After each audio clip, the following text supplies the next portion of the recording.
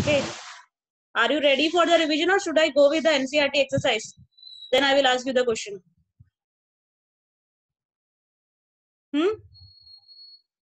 Because this chapter is important and little bit. Last two chapters, that is structure of atom and atoms and molecules, is little bit difficult. That's why I'm asking you all.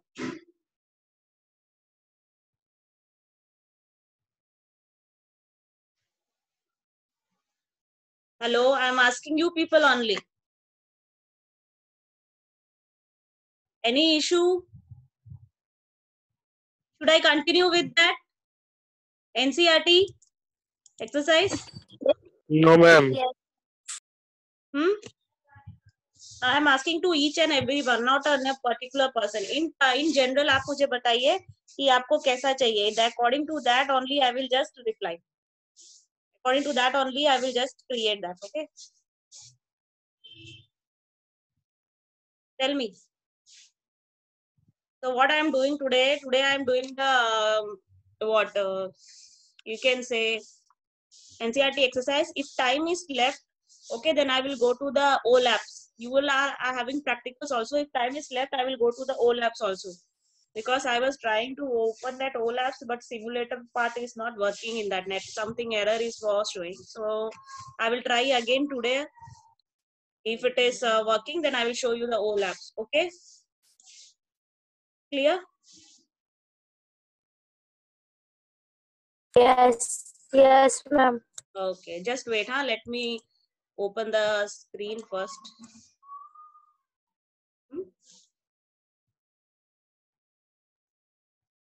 So the first exercise question, last question, we were discussing that difference between, first question was, wait, let me open that. At least 3-4 questions I have done already, isn't that? And at that particular Yes, ma'am. question's answer, I expect that you might be knowing. Okay. So first question was what compare the properties of electron, proton, and neutron. Compare the properties of electron, proton, and neutron.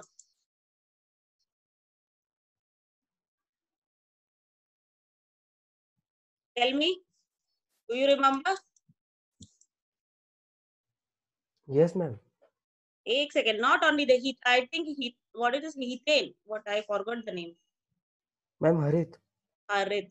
Harit is only Good replying. morning, ma'am. Good morning, beta. Why others are not replying?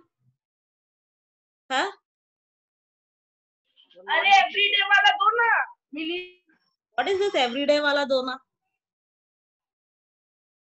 Okay, let me see. Ma'am आप सबको unmute कर दो. Wait, huh?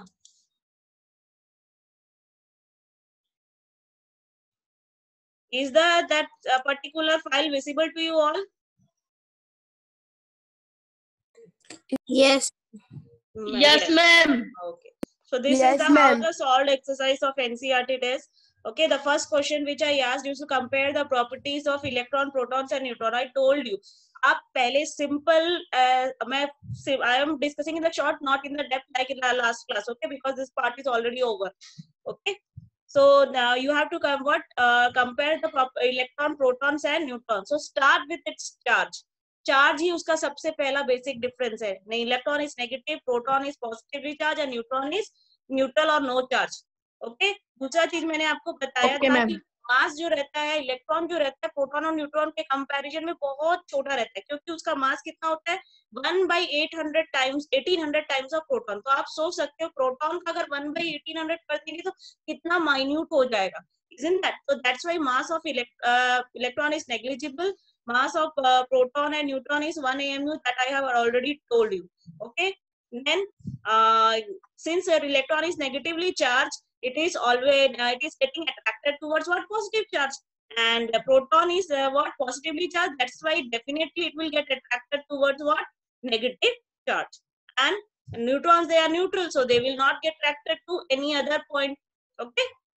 Then if you are locating, easy point to know. If you took the easy point which is very easy for you to deliver in the exam, okay, take that particular easy point. Electron कहाँ रहता है? Electron nucleus के बाहर रहता है, present outside the nucleus. And electron and proton, where it is present inside the nucleus, isn't that? That's why proton and neutron are present inside the nucleus. So these 4 simple points you can write in the difference in the difference on of electron, proton and neutron. Okay, मैं बार बार बोल रही हूँ, मेरे पास I think today I will try to wrap up it before 10 minutes and I will ask you the question. I will not give you any excuse in the next class. Okay. Okay, ma'am. What are the limitations of J.J. Thomson's model of an atom? I told you already कि Thomson क्या है? Thomson के model को हम cake pudding model भी बोलते हैं, watermelon model भी बोलते हैं, क्योंकि वाटरमेलन के जैसे वाटरमेलन में रेड पल्प के अंदर सीड डिस्पर्स रहते हैं, वैसे ही प्रोटॉन्स के अंदर इलेक्ट्रॉन डिस्पर्स रहेंगे. Who will say that? Who said that? Wait, huh? What these two files here you are able to see now? I will just scroll it, not all. Who is that? Can I get to know who is that? I don't like all these things. Remove this. I am taking this class not to hear all these things. Remove this. If you want to wish me with whole heart, just tell me verbally or chat. I can understand. That much I am having. Don't write like this. I don't like. Okay. बार बार बोला है मैंने आपको drawing करना है. You are having so many drawing books available maybe in your home. Just write in that. Don't write here and there.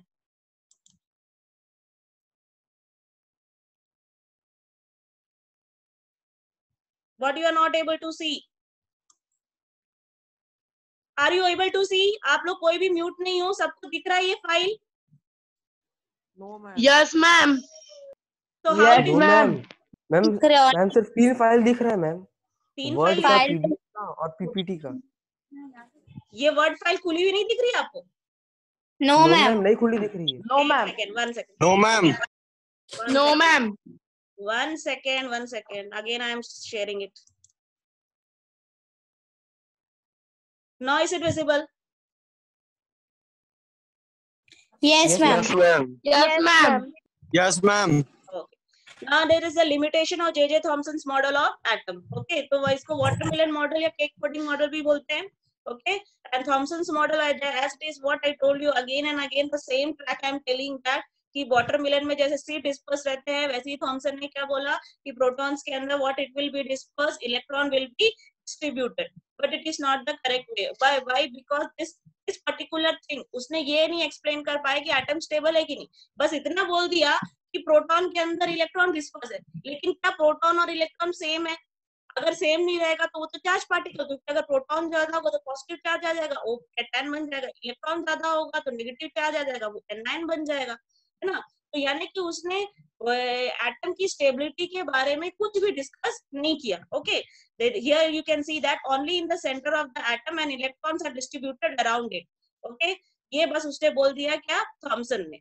ये सबसे बड़ा limitation. और दूसरा, अगर आपको अपनी तरफ से ऐड करना है तो you can add it that Thomson's model was not able to explain the postulates of Rutherford model. These two you can write. Okay, ये दोनों आप लिख सकते हो, दोनों करेक्ट है, दोनों हमें आपका नंबर मिलेगा. ओके, यहाँ पे एक ही लिखा है लेकिन आप दो ऐड कर सकते हो. What are the limitation of Rutherford's model of atom? Okay, Rutherford's model मैंने आपको पहले भी बताया. स्पाइरल जैसे इलेक्ट्रॉन जो है इन द अराउंड, ये देखो यहाँ पे डायग्राम दिख रहा है आपको, कहाँ गया, यहाँ नहीं है, सॉरी, यहाँ नहीं है, सॉरी. ओके, इलेक्ट्रॉन जो है न्यूक्लियस के आजू बाजू सर्कुलर मैनर में घूम रहा है, सर्कुलर. और वो सर्कुलर पाथ जो है वो कैसा है, स्पाइरल भी है.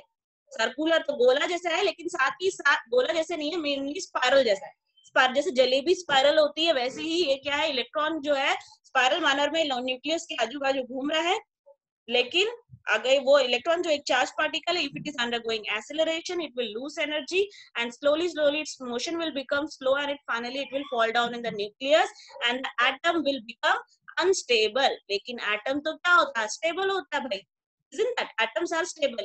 Ions are charged, but atoms are stable because electron and protons are equal in that. Okay, so that's why this thing of Rutherford कि भाई इलेक्ट्रॉन तो फाइनली न्यूक्लियस के अंदर गिर जाएगा, वो अनस्टेबल हो जाएगा, that is totally wrong because atoms are stable. Okay, this is the drawback of Rutherford. Then describe the Bose model of atom. Bose model मैंने आपको पोस्टुलेट बहुत सारे बताए थे. पहला पोस्टुलेट तो दोनों में कॉमन है, किसमें, रदरफोर्ड में और बोर में, कि that atom has nucleus in the centre. ये दोनों में बिना सोचे आप लिख सकते हो, ये दोनों में कॉमन है, रदरफोर्ड और बोर में. थॉमसन ने किया, थॉमसन ने न्यूक्लियस की कोई बात नहीं की, याद रखना. Okay, it is having nucleus in the centre and electrons are revolving around the nucleus. ये चीज रदरफोर्ड में भी कॉमन है और बोर में भी कॉमन है कि electrons are revolving around the nucleus. Okay, and but फर्क क्या है, क्या बोलते हैं दिस रदरफोर्ड और बोस के में, कि उन्होंने पाथ, इलेक्ट्रॉन के पाथ जो रहेगा उसको ठीक से डिफाइन नहीं कर पाया. रदरफोर्ड ने डिस्क्रीट पाथ की बात, अलग अलग पाथ की बात की करी थी, बट बोर ने क्या बोला था, अलग अलग path, different path. KLMN shell की बात बोर ने की, रदरफोर्ड ने बिल्कुल नहीं किया. Okay, that means certain special orbit or discrete path which are known as orbit were given by Bohr. Okay, discrete path were given by Bohr. It was not given by Rutherford. याद रखना, orbit word Rutherford ने भी use किया, लेकिन फर्क ये था कि ऑर्बिट जो रदरफोर्ड का था वो सर्कुलर था, ऐसे गोल गोल घूम घूम के न्यूक्लियस के पास आ रहा था, लेकिन बोर का जो ऑर्बिट का जो कंसेप्शन था वो पूरा अलग था. उसने क्या बोला कि ऑर्बिट जो है वो अलग अलग है, there are different levels of orbits. Okay, clear. Then okay, next is what discrete orbit में बता दिया मैंने, और हर ऑर्बिट की अपनी एक एनर्जी है. तो अगर कोई इलेक्ट्रॉन अगर किसी ऑर्बिट में रहेगा तो वो अपने आप एनर्जी लूज नहीं करेगा. Okay, while revolving around the discrete orbit the electrons do not radiate energy. Okay, clear. और ये जो सिंस हर एक पर्टिकुलर शेल की अपनी एक एनर्जी है, इसलिए इसको हम क्या बोलते हैं, एनर्जी लेवल भी बोलते हैं. Okay, the orbits of the shells are represented by KLMN, जिसको हम लोग 1 2 3 4 शेल्स भी बोलते हैं. These are the postulates of the Bose model. तो ये postulate आपको हो सकता है 3 postulate 4 postulates ऐसा भी आ जाए, या फिर complete postulates of Bose model भी आ सकता है. Okay, depending on the case. तो उस हिसाब से आप मार्क्स के हिसाब से आप लिखिएगा. Okay, next, the next question is what, the rules of writing the distribution of electron. Next question था कि what are the rules of writing the distribution of electron in the various shell. Okay, तो मैंने आपको इसका दो पहले बता ही दिया था. ठीक है, कि रूल्स ऑफ राइटिंग में क्या है, मैंने आपको बताया था कि इलेक्ट्रॉन्स जो हैं हर शेल में 2n स्क्वायर रूल के हिसाब से फिट होंगे. जैसे यहाँ पे लिखा है फर्स्ट वाले में 2n square. Okay, where n is the number of the orbit, यानी कि वो 1 भी हो सकता है, 2 भी हो सकता है, 3 भी हो सकता है. Like here in the K shell refers to the first shell, तो 2n स्क्वायर के हिसाब से क्या हो जाएगा 2. Okay, L refers to the second shell, तो 2 into 2 square हो जाएगा what 8, और थर्ड में हो जाएगा 2 into 3 square 18, n में हो जाएगा 4 into 2 square that is 32.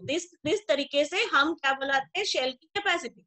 दूसरा जो पोस्टुलेट है वो ये कहता है कि the maximum number of electron in any shell in the outermost orbit. outermost orbit में बार बार बोल रही हूँ कि outermost orbit क्या होता है, लास्ट इलेक्ट्रॉन. जब आप इलेक्ट्रॉन की फिलिंग करते हो तो आपके पास लिमिटेड नंबर ऑफ इलेक्ट्रॉन होता है, वो डिपेंड करता है कि कौन सा एलिमेंट है.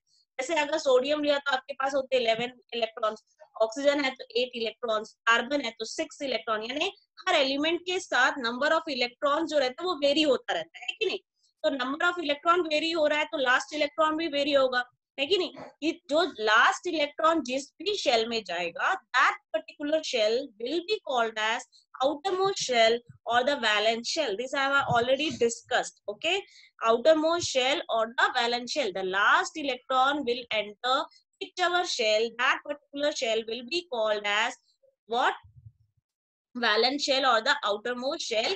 And the outermost shell will have maximum of 8 electron in spite of its capacity. यानी कि outermost shell में सिर्फ 8 इलेक्ट्रॉन ही आएंगे, चाहे उसकी कैपेसिटी 8 से ज्यादा की ही क्यों ना हो. You can see here in the postulate, electrons are what it is, maximum number of electron that can be accommodated in the outermost orbit is 8.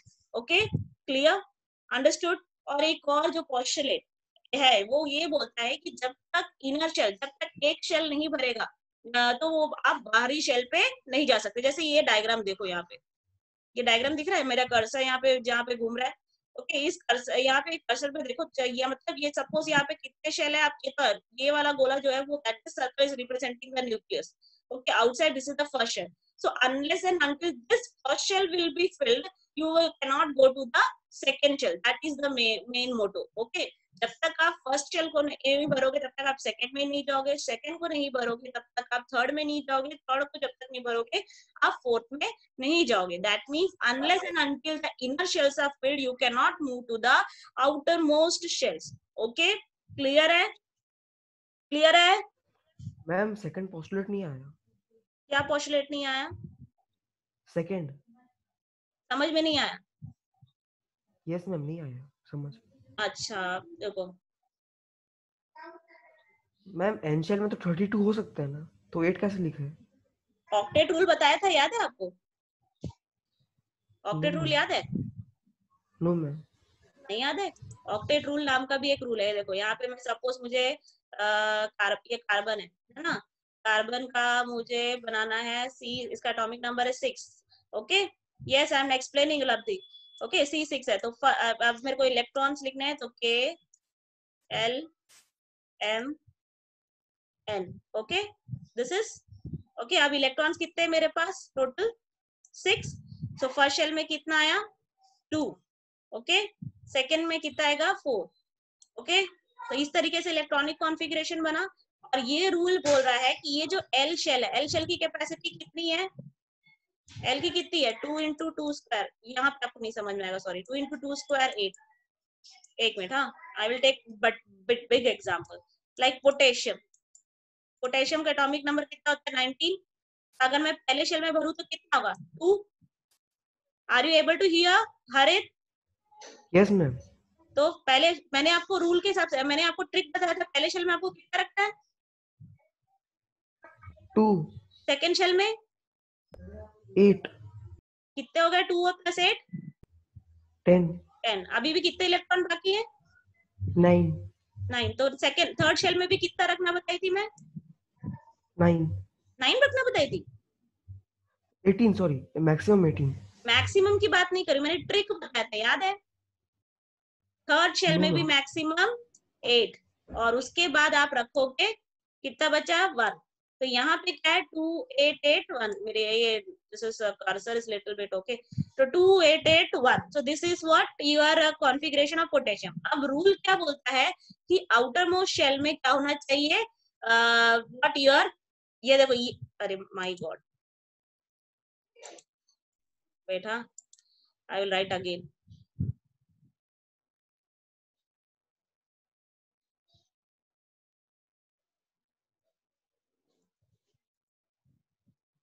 आपका जो है पोटेशियम का कॉन्फ़िगरेशन क्या है? 2 8 8 1। ओके, 2 8 8 1, ठीक है। तो यहाँ पे आपको क्या करना है? 2 8 8 1 कॉन्फ़िगरेशन हुआ। अब आपको बैलेंसी के हिसाब से क्या करना पड़ेगा? ऑक्टेट रूल फॉलो करना पड़ेगा। ऑक्टेट रूल क्या बोलता है कि कोई भी एलिमेंट के पास अगर आउटर मोस्ट शेल में 8 इलेक्ट्रॉन है तो वो स्टेबल हो जाएगा, चाहे उसकी कैपेसिटी उससे ज्यादा की ना हो। पॉइंट समझ में आया? क्या बोल रहा है कि अगर किसी एलिमेंट को स्टेबल होना है तो उसका आउटर मोस्ट शेल में 8 इलेक्ट्रॉन होना चाहिए, चाहे उसकी स्टेबिलिटी, चाहे उसकी कैपेसिटी 8 से ज्यादा ही क्यों ना हो। तो अगर जैसे सपोज यहाँ पे 2 8 8 1 है, ठीक है, तो अगर मुझे आउटर मोस्ट शेल में 8 इलेक्ट्रॉन चाहिए तो कितने इलेक्ट्रॉन लूज करने पड़ेंगे? हरित? Yes ma'am. कितने इलेक्ट्रॉन लूज करने पड़ेंगे? याद है? कुछ भी याद है पुराना? अरे हरित, यस मैम, यस मैम। याद है बेटा पुराना कुछ भी? मैम 7 लूज करेंगे ना बेटा बैलेंसी का टेबल याद होगा, अगर याद होगा तो नहीं याद है मेरे को पता चल गया। वैलेंसी को फाइंड करने का तरीका होता है। वैलेंसी को फाइंड करने का तरीके से ही रिलेटेड है क्या, ऑक्टेट रूल। ऑक्टेट रूल को कहीं और मत जाओ, उसको याद रखना कि अगर तुमको वैलेंसी फाइंड करना है तो तुमको ऑक्टेट रूल और डुप्लेट रूल, दो रूल पता होने चाहिए। कौन सा रूल, ऑक्टेट रूल और डुप्लेट रूल। तो ऑक्टेट रूल बोलता है कि अगर किसी एलिमेंट को स्टेबल होना है तो उसके आउटर मोस्ट शेल में कितने इलेक्ट्रॉन होने चाहिए, 8 इलेक्ट्रॉन होना चाहिए। ठीक है, आउटर मोस्ट एलिमेंट में, आउटर मोस्ट ऑर्बिट में कितने इलेक्ट्रॉन होने चाहिए, 8। चाहे उसकी कैपेसिटी 8 हो, 18 हो, 10 हो, 19 हो, 15 हो, 17 हो, कुछ भी हो, इससे फर्क नहीं पड़ता कि वो क्या है, लेकिन अगर 8 इलेक्ट्रॉन होगा तो वो स्टेबल हो जाएगा। तो पोटेशियम क्या करता है, 1 इलेक्ट्रॉन लूज कर देता है और उसमें उसका कॉन्फ़िगरेशन, अगर वो 1 इलेक्ट्रॉन लूज कर देगा तो उसके पास कितना बचेगा, 2 8 8, है कि नहीं। यानी कि लास्ट इलेक्ट्रॉन के जो लास्ट शेल है उसमें कितने इलेक्ट्रॉन हो गए, 8। यही है ऑक्टेट रूल। ऑक्टेट रूल को आप कहीं और मत जाओ। ऑक्टेट रूल किससे रिलेटेड रहता है, वैलेंसी से रिलेटेड रहता है। वैलेंसी फाइंड करना, स्टेबिलिटी से रिलेटेड, कि एक एलिमेंट की स्टेबिलिटी का मतलब गेन करने के लिए कितना लूज या गेन करेगा, इसको पता लगाने के लिए हम क्या करते हैं, ऑक्टेट रूल को फॉलो करते हैं। तो और ऑक्टेट रूल बोलता है कि आउटर मोस्ट शेल में सिर्फ 8 इलेक्ट्रॉन होना चाहिए, चाहे उसकी कैपेसिटी किसी से भी ज्यादा हो या ना, कोई फर्क नहीं पड़ता। उसके आउटर मोस्ट शेल में कितना होना चाहिए, 8 होना चाहिए। तो इसी कारण से पोटेशियम क्या करता है, और it will lose 1 electron and it will automatically become 288। That means it outermost shell is having 8 electron. अरे क्लियर हुआ? यस मैम, तो वैलेंसी 1 हो गई क्या? हाँ, वैलेंसी होगी 1। वैलेंसी पता करने के लिए ही आपको किसकी जरूरत है, ऑक्टेट रूल की। ऑक्टेट रूल यही बोलता है, बस इतना याद रखो कि कोई भी एलिमेंट आउटर मोस्ट शेल में कितना होना चाहिए, 8। तब वो स्टेबल हो जाएगा। चाहे आप उसकी आप अगर नॉर्मल कैलकुलेशन, जैसे मैं एम सपोज इसकी, ये कौन सा शेल है, इसकी एल एम एन, अगर मैं नॉर्मल एन की कैपेसिटी देखने चाहूँ तो 2 × 4² दैट इज 32 इलेक्ट्रॉन की होती है, लेकिन यहाँ पे क्या है, 1 है। तो ये तो छोड़ दो, 1 अगर इसको स्टेबल होना तो इसको 1 लूज कर देगा। ठीक है, अब लास्ट इलेक्ट्रॉन कहाँ पे आया, किसमें बचा, किसमें आएगा, ये आपका, ये हटा दिया मैंने, चलो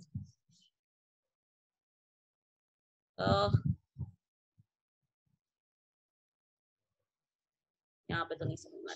ये जो है आपका, ये आपका जो है लास्ट इलेक्ट्रॉन जो है वो लूज कर देगा। ठीक है, तो कितना बचेगा, 2 8 8। तो आपका ये जो लास्ट शेल है, लास्ट शेल में उसमें कितने इलेक्ट्रॉन है, 8। यानी कि ये क्या हो गया, स्टेबल हो गया। लेकिन अगर मैं नॉर्मल इसकी कैपेसिटी देखूं तो कितनी है, ये थर्ड शेल है, तो थर्ड शेल की कैपेसिटी कितनी होती है, 2 × 3² दैट इज 18। यानी कि 18 होने से कोई फर्क नहीं पड़ा। वही बोल रहा है ऑक्टेट रूल। ऑक्टेट रूल बोल रहा है कि चाहे उसकी कैपेसिटी 18 हो, 32 हो, 36 हो, 54 हो, कोई फर्क नहीं, लेकिन अगर आखिरी शेल में कितना है, 8 इलेक्ट्रॉन है, तो वो स्टेबल हो जाएगा। ठीक है, वैसे ही अगर मैं कैल्शियम की बात करूं, कैल्शियम का कितना है, 20 होता है ना, कैल्शियम का कितना होता है, 20 होता है। तो अगर मैं उसका कॉन्फ़िगरेशन बनाऊं तो पहले शेल में आप 2 रखो, सेकंड शेल में भी 8 रखो, फिर थर्ड शेल में भी 8 रखो, और जो बचा कितना, 2। तो कॉन्फ़िगरेशन क्या हो गया, 2 8 8 2। अब अगर इसको स्टेबल होना है तो आउटर मोस्ट शेल में कितने इलेक्ट्रॉन चाहिए, 8 इलेक्ट्रॉन चाहिए। तो ये क्या करेगा, ये 2 इलेक्ट्रॉन को लूज कर देगा। ठीक है, तो इसकी वैलेंसी क्या हो गई, 2, और आउटर मोस्ट शेल में कितना बचा, 8। तो ये क्या हो गया, स्टेबल हो गया। समझ में आया? यस मैम, आ गया। और किसी को समझ में नहीं आया, एनीबडी एल्स जिसको समझ में नहीं है, लब्धि, व्हाट यू आर आस्किंग बेटा, लब्धि? मैम बाय मिस्टेक मैम वो हैंड लग गया मैम। कोई बात नहीं, आपको ये कंसेप्ट समझ में आ गया क्या, वैलेंसी वाला? Yes ma'am. Okay, so we will go back here. Oh my god, I closed that. So we will go back to here again to our that required topic, that is NCERT exercise. तो इस तरीके से आपको electron की filling वाले rules लिखने हैं। ठीक है, अब इसके बाद आया define valency by taking example of silicon and oxygen. तो वैलेंसी क्या है, वैलेंसी क्या होता है, कंबाइनिंग कैपेसिटी, मतलब एक एलिमेंट जो होता है वो कितने इलेक्ट्रॉन लूज, गेन या शेयर करेगा नेचर में स्टेबल होने के लिए, वो उसकी क्या है, कंबाइनिंग कैपेसिटी होती है। तो आप 2 फॉर्म में लिख सकते हो, या तो आप सिंपल लिखो the combining capacity of an atom, simple, खत्म, वेल डिफाइंड, जैसे यहाँ लिखा है, it is the combining capacity of an atom. नहीं है, आप दूसरे तरीके से लिखना चाहते हो, वो भी है, आप लिख सकते हो कि number of electron lost, gain और shared by any element to become stable in the nature. एक एलिमेंट, एक एटम जितने इलेक्ट्रॉन लूज, शेयर या गेन करता है नेचर में स्टेबल होने के लिए, वो उसकी valency. You can write in this manner also. Okay, so ये हुआ आपका वैलेंसी। तो अब सिलिकॉन की बात की जाए, ठीक है। तो सिलिकॉन का वापस में अब we will just go to the whiteboard. Okay, silicon है, तो सिलिकॉन में क्या होगा आपका, silicon, this is what your silicon. Silicon का एटॉमिक नंबर कितना होता है, 14। तो इसमें टोटल इलेक्ट्रॉन हमको कितने भरने, 14। तो फर्स्ट शेल में कितना आएगा, 2। सेकंड शेल में कितना आएगा, 8। 2 + 8 10, बचा कितना, 4। तो लास्ट शेल में आप रख दो 4। अब देखो, अब मैंने आपको वैलेंसी फाइंड करने का तरीका बताया था कि 3 चीज आपको फॉलो करना है। अगर किसी के वैलेंस शेल में before moving to the valency, just tell me what is valence electron. Valence electron. Bhavik, can you tell me what is valence electron? Because I will be only sure that saying, and only it is one way. Bhavik, can you tell me beta what is valency or valence electron? Valence electron. What is valence electron? Valence electron is the last, when the electrons in the last cell. Good, very good. The electrons present in the last shell. तो ये last shell में कितने हैं, 4 है। तो ये क्या है, इसके वैलेंस इलेक्ट्रॉन क्या है, इसके वैलेंस इलेक्ट्रॉन है 4। तो वैलेंसी फाइंड करने का तरीका क्या होता है, अगर वैलेंस, देखो 3 कंडीशन हो सकते हैं। वैलेंस इलेक्ट्रॉन जो है वो होगा आपका 1 2 3 4। ये एक पहला कंडीशन हो सकता है। दूसरा कंडीशन हो सकता है क्या, मोर देन 4।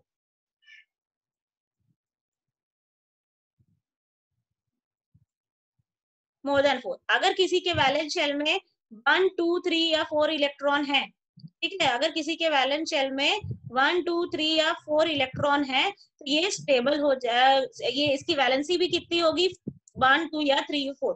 तो valency will be equal to valence electron. तो अगर वैलेंस इलेक्ट्रॉन 1 है तो वैलेंसी भी 1 है, वैलेंस इलेक्ट्रॉन 2 है तो वैलेंसी भी 2 है, 3 है तो वैलेंसी भी 3 है, अगर वैलेंस इलेक्ट्रॉन 4 है तो वैलेंसी भी 4 है। और अगर valence electron is more than 4, जैसे कि 5 हो गया, 6 हो गया, 7 हो गया, 8 हो गया, तो what you will do, you will to find out the valency, what you have to do, you have to do 8 minus valence electron. ठीक है, अब यहाँ पे देखो कितना है, how much it is here, कितना है बेटा यहाँ पे, 4। तो क्या हो जाएगा, 8 माइनस, हम क्या, कौन सा, ये वाला फॉलो करेंगे कि ये वाला फॉलो करेंगे, मैम दूसरा वाला, मोर देन 4 वाला। मोर देन 4 वाला। कितने हैं यहाँ पे वैलेंस इलेक्ट्रॉन, 4 है। 8 माइनस 4 4। 8 माइनस 4 आएगा। यहाँ क्या लिखा है मैंने, ये क्या है, क्या लिखा है, ये मोर देन 4 के लिए, और ये कितना है, 4। क्या 4। तो यहाँ पे क्या हुआ, वॉल्यूम डाउन कर लो बेटा, वॉल्यूम डाउन कर लो। यहाँ पे जो है मोर देन 4 है, अब यहाँ पे आपका वैलेंस इलेक्ट्रॉन कितना है, 4 है, तो आपका ये वाला लगेगा, ये वाला लगेगा, दिस वन विल बी यहाँ, क्योंकि 8 माइनस तो तब लगेगा जब मोर देन 4 होगा, इसमें भी आऊंगी मैं। ठीक है, अभी देखो V is equal to valence electron, तो यहाँ पे क्या हो जाएगा, वैलेंसी क्या हो गई 4। अब मैं आपको दे रही हूँ ऑक्सीजन जो है 6 है, तो आप इसका बनाइए, who will tell this, this will be told by भूमिका। भूमिका, भूमिका, भूमिका, are you there or not? भूमिका, I have to take this is Bhavik. Yes, ma'am. Acha, I asked you the question already. Sorry, no issue. Ishika, I will ask. Ishika, Ishika. Yes, ma'am. Beta, you tell me how to arrange the electrons in oxygen. पहले shell में कितना आएगा,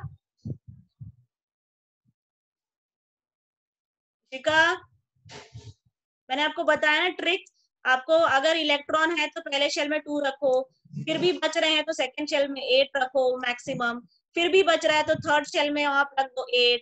ठीक है, और बच रहा है तो बचे हुए को आप फोर्थ शेल में रख दो। अभी मेरे पास कितने इलेक्ट्रॉन है, 6। फर्स्ट शेल में कितना Yes, आएगा बेटा? ma'am. फर्स्ट शेल में कितना आएगा? मैम 8. हाँ बेटा मैं क्या बोली? 8.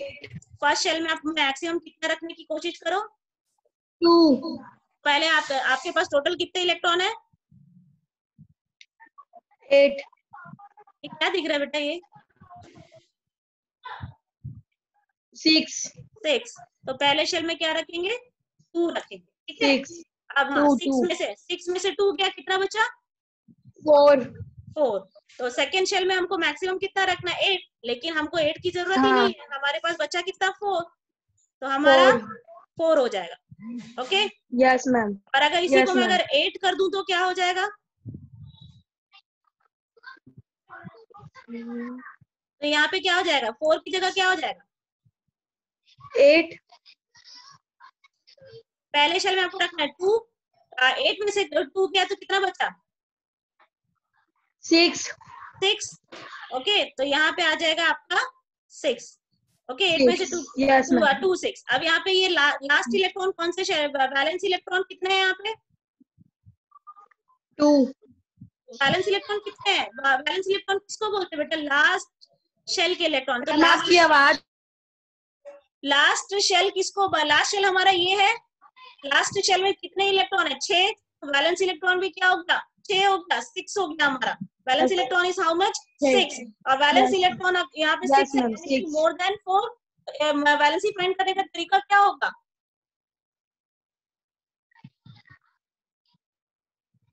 Eight minus 6, that is 2. यहाँ valency will be 2. Okay. 2. Yes ma'am. Molly. Molly. Molly.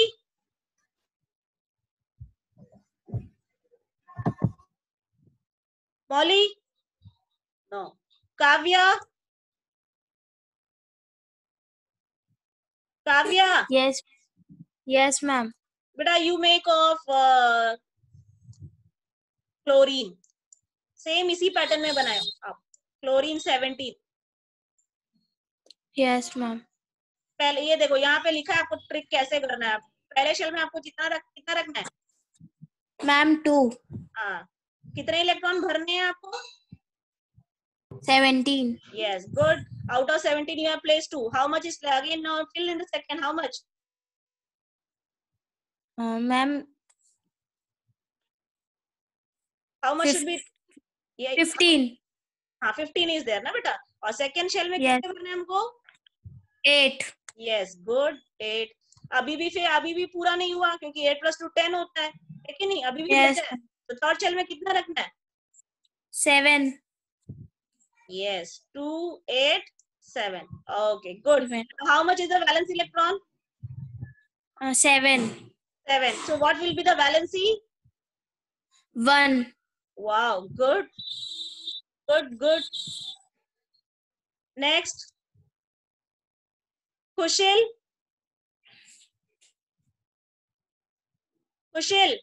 Yes, ma'am. Yes, Beta, you ma'am. make of nitrogen. 7. Yes, ma'am. I'm 2, 4 or 1. 2 4 1. पहले शेल में कितना रखना बेटा? 2 आपने प्लेस कर दिया. सेकंड मैं क्या बोला? Second Yes. शेल में मैक्सिमम कितना आ सकता है? Trick. Yes, I'm 5, sorry. 5. Okay, good. Now how much is the valence electron? How much is 5. the, yes, good. And what will be the valency then? देखो यहाँ पे लिखा है ना, ये देखो यहाँ क्या लिखा है? वैलेंस इलेक्ट्रॉन 1 2 3 4 है, तो वैलेंसी क्या हो जाएगी? वैलेंस इलेक्ट्रॉन की इक्वल हो जाएगी. लेकिन valence electron if it is more than 4 then what you will do? 8 minus valence electron. यहाँ तो 3 क्या हो ma'am. जाएगा? Good. Kavya, 3. Krishika. Yes, how much it is? 3. Valency क्या हो जाएगी? 3. समझ में आया? 3. So this way Yes, you ma'am. can find out the valencies. Okay, done. So let's move to the next one. Okay, रोज इसी में वो हो जा रहा है, मेरा टाइम निकल जा रहा है. I am not able to take the revision. Okay, now give the example. Give explain with the example atomic number and mass number, isotope and isobar. Atomic number आपको कुछ नहीं लिखना है, ये एटॉमिक नंबर बस इतना लिखना है, atomic number is equal to the number of protons. और एग्जांपल दोगे किसी का भी, जैसे ऑक्सीजन का ले रहे तो ऑक्सीजन का एटॉमिक नंबर 8 है तो उसके नंबर ऑफ प्रोटॉन्स भी क्या है, 8 है। Okay clear. दूसरा चीज है आपका, दूसरा क्वेश्चन है आपका mass number. What is a mass number? Mass number आपको बताना है, तो मास नंबर क्या होता है? Mass number is equal to what, sum of protons and neutrons. यहाँ लिखा है mass number is equal to the number of protons, sum of protons and neutrons in the nucleus। यहाँ sum नहीं लिखा है, equal लिख दिया, but here it will be sum। okay, it is sum of protons and neutrons। okay, clear। next it is what it is, next question it is nucleons। nucleons है, nucleons नहीं पूछा है, फिर भी यहाँ पे लिखा है तो बता दे रहे हैं। यहाँ पे सम ऑफ प्रोटॉन्स एंड न्यूट्रॉन, ये मास नंबर तो बता दिया मैंने। आइसोटोप, आइसोटोप में मैंने आपको बताया था आइसोटोप क्या होता है, same atomic number but different atomic mass. नीचे क्या लिखा जाता है, एटॉमिक नंबर, तो यहाँ पे देखो एच एच एच लिखा हुआ है। ओके, तो यहाँ पे क्या होगा, 1 1 1, यानी तीनों का एटॉमिक नंबर सेम है लेकिन मास जो है अलग अलग है, एक का 1 है, एक का 2, अदर का 3, तो this are what, isotope. Next is what, isobar. Isobar मतलब एटॉमिक नंबर तो अलग होगा बट मास जो रहेगा वो सेम रहेगा। जैसे कैल्शियम और आर्गन का एटॉमिक नंबर अलग अलग है but mass is same. Okay, और मैं अगेन आपको बोल रही है हाइड्रोजन का आइसोटोप आपको HDT करके भी पूछ सकता है। ओके, HDT अगर आपको पूछेगा what is a different, what are HDT, तो आप याद रखना HDNT are the isotope of hydrogen. Again and again I am telling. Okay, so please remember this. Okay, clear. Uses of isotope, आप हाँ, uses of isotope एक subsidiary question बन जाता है। सब्सिडरी क्वेश्चन मतलब साथ में कभी कभार 1 मार्क्स में पूछ लेता है कि what is the use of isotope. Okay, तो याद रखना यूज, सबसे कॉमन यूज जो आइसोटोप का होता है यूरेनियम 235, जो कि यूज होता है न्यूक्लियर रिएक्टर में। Okay, and also it is used in the, also it is used in the what treatment of goiter, iodine। okay, wait हाँ, yeah, sorry I extended the time, sorry। okay, I extended the time in the next class। what you want, you will learn and come this chapter revision। I am talking to you class 9, class 9th I am talking to you। Yes, ma'am. revision for this chapter, Yes, please ma'am। learn and come। okay, थोड़ा बहुत बचा है चाहे मैं वो भी करा दूंगी आपको if you want। okay, clear। Yes, ma'am. so learn and come structure of atom chapter, and now I extended your time, you are having class another 5 minutes। okay, so sorry for that। okay, so let's end our class here। okay, good day everyone। okay, good day, at least reply। Okay, ma'am। Good day, ma'am. good day। Bye। now it is Good day, like ma'am. children। now it is good day। okay।